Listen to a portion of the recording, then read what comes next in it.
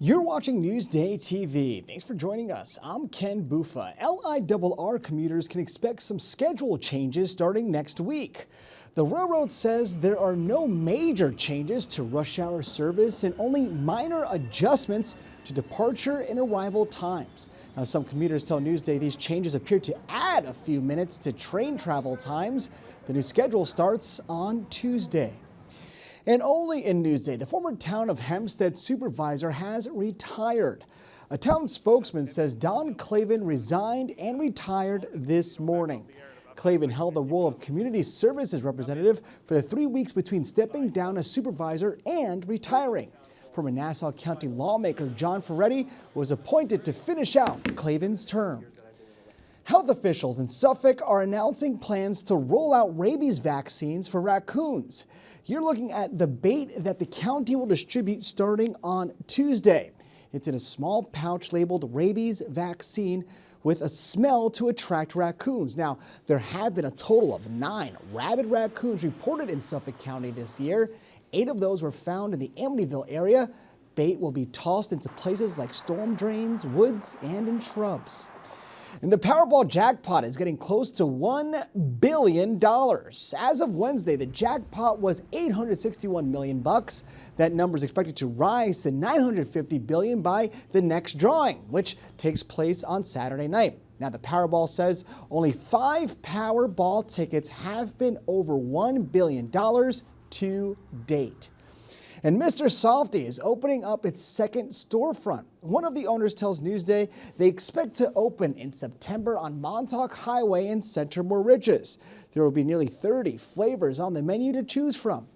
All right, let's take a quick look at tomorrow's weather to see if it's Mr. Softy season, and it looks like it will be. Temps will be in the mid-70s if you don't mind getting some rain in the evening. Also, we'll have some clouds and sun overhead. We'll have that 7-day forecast for you later in the broadcast. Only in Newsday, a Long Island community is coming together after a popular McDonald's manager was arrested by ICE. Macy Eglin tells us how they're fighting for his release. Community concerns surrounding 51-year-old Christian Rodriguez of Baldwin, who, according to a GoFundMe page, was recently detained by ICE at an immigration hearing. Newsday's Bart Jones is looking into the case. Christian came to the United States in 2015 on a tourist visa, so he came here legally. He was supposed to leave within 6 months. However, apparently during that time he applied for political asylum. Rodriguez works at this McDonald's on Atlantic Avenue in Oceanside, and his co-workers are raising money, hoping to help him. They weren't willing to speak on camera, but they say the money would be used to hire a lawyer for the well-loved manager. No one has been able to contact Rodriguez. According to the ICE website, he is somewhere in New York, but it does not say where. I tried calling the number that they listed to find out where he's located, but no one answered. I left a message. I didn't get a return back. Assemblywoman Judy Griffin, who represents the area, sent us a statement reading in part, quote, "These are not the hardened gang member criminals the president talked about in his campaign. These are our neighbors. Our federal representatives need to fight back, resolve this crisis, and develop and provide a path to citizenship." Rodriguez has a court appearance scheduled for October. In theory, he might still have a chance to remain here, but they are trying to get him a lawyer to, to fight that case. Reporting for Newsday TV, I'm Macy Eglin. We have an update on the future of Penn Station. Newsday's transportation reporter Alfonso Castillo takes a look. Construction work on a completely transformed Penn Station will be underway by the end of 2027. That's the word from Secretary of Transportation Sean Duffy, who visited Penn Station and had some new details about the planned redevelopment of the station. He mentioned that it is a job that he wants done sooner than later, that he doesn't want this to be stretched out over 20 or 30 years. Amtrak officials said they are not ruling out potentially moving Madison Square Garden, even if that would make the project take a little longer. They talked about how they want it to be one level. As far as design details, that's one thing that they did say. No more 2 levels, one for New Jersey Transit and Amtrak above, and another one for the Long Island Railroad below. They want it to be bright. They want it to be airy.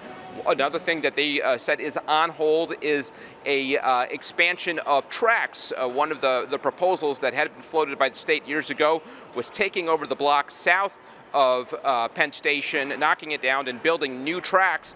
They said that is on hold indefinitely. And generally, again, they're talking about a station that they say will ooze excellence and that New York can be proud of. I also asked Duffy about the looming Long Island Railroad Union strike and whether the White House plans to intervene.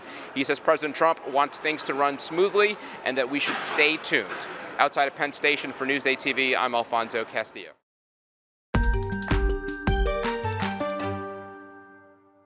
If you're looking for a play place for your little one, there's big fun at this brand new spot. I'm Elisa DiStefano. Let's explore Schoolhouse Play and Cafe. Tucked behind Main Street in Farmingdale, Taylor Carney created an educational play space. I was a teacher for 10 years. I taught kindergarten, first and fourth grade. I loved it. After having my second child, I was really trying to find a way to raise my children, but also do what I love. My family owns Back in Time Home Decor Store, and attached to that is my sister's bakery, Lisa's Niece's Cafe, and this used to be a barn. So when I started to think about the endeavor and talking to them, they're like, we could be a whole one-stop family adventure. Taylor teaches 45-minute themed educational classes for ages 1 to 4 years old. We use our tongue to taste. This week we're doing 5 senses, so we do literature, crafts, music, hands-on sensory activities. 1, 2, 3, go on in! After class, kids visit the Open Play Village. Can you show me what is your favorite place in here to play?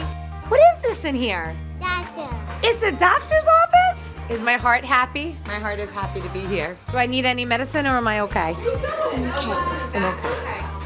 He's very thorough, this doctor. So if you wanted to just come to Open Play, we have an hour-and-a-half block of time where you could sign up. We tried to make our schedule thinking of families, that nap times are essential, so we tried to offer a variety. In the village, there's also a market, camper, and diner to explore. Hey, Lena, you work at the diner too? Yeah. You have the French fries? That's what I always like to get at the diner.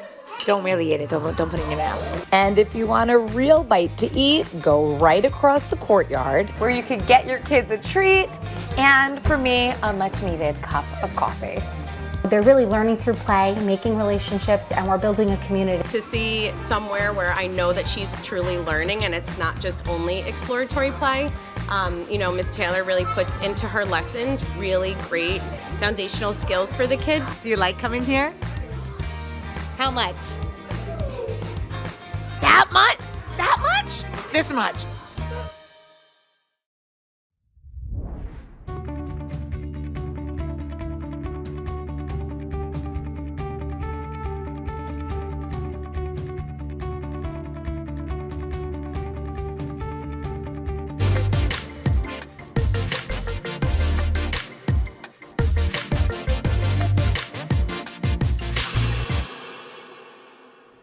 All right, here's what's up on Long Island. Why not attend the world-famous Hampton Classic Horse Show? Features international and local equestrians and is also a major celebrity event. It runs through Sunday in Bridgehampton.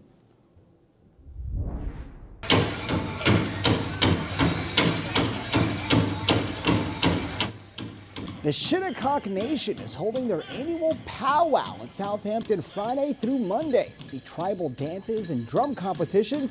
Stay for food, crafts, and storytelling. Bring a blanket, but keep the pets at home.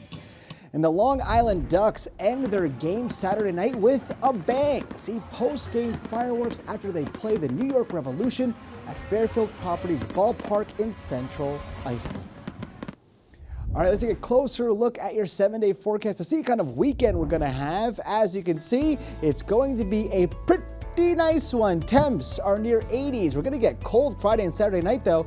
But other than that, we have sun and clouds. Doesn't look like much rain. Maybe a little showers tomorrow, rather. But other than that, Saturday, Sunday, and Labor Day looks perfect.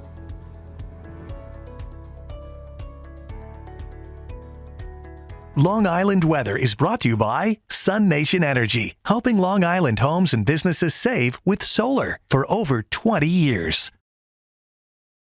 Only in Newsday, one girl's harrowing story reveals some of Long Island's darkest secrets. Newsday investigates the alleged web of crime around a missing teen. You're vulnerable because of your age, period. A complex story of drug abuse and sex trafficking that led to 23 arrests. It's not the only case like this. And a system unable to help the most vulnerable. Any family can be at risk. Unprotected, an exclusive Newsday investigation. Now available at newsday.com/unprotected. For more on the stories you've seen here today, head over to Newsday.com, click Get More, below the Newsday TV video box. I'm Ken Buffa. More news coming up.